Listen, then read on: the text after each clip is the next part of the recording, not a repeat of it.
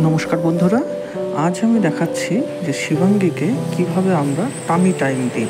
ঠিক এরকমভাবে এক হাতে আমি যেরকম ধরেছি এরকমভাবে ধরে ওকে একটু মুভমেন্ট করানো হয় যাতে ও খুব ভালো অনুভব করতে পারে।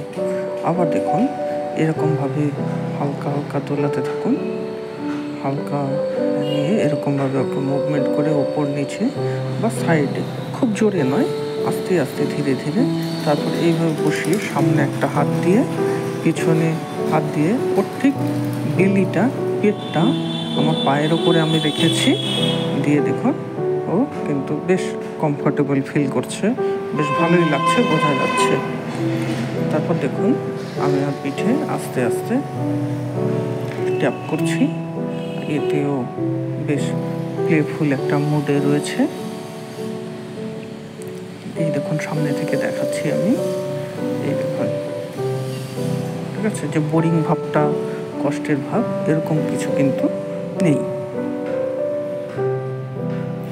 এরকম আস্তে আস্তে পা দিয়ে ওঠার চেষ্টা করছে। এবার আমি আরেকটা দেখাচ্ছি, আরেকটা পজিশন, এই যে বুকের উপর নিয়ে আস্তে আস্তে আমি শুয়ে পড়ছি।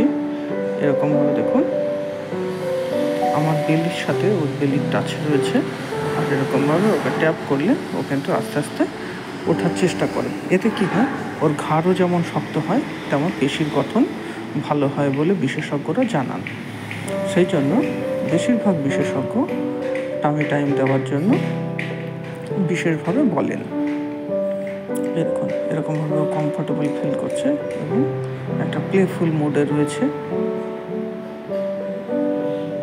এতে ওর খেলার টাইমও বাড়বে, প্লাস ওর বিকাশও কিন্তু খুব ভালোভাবে গঠন হবে।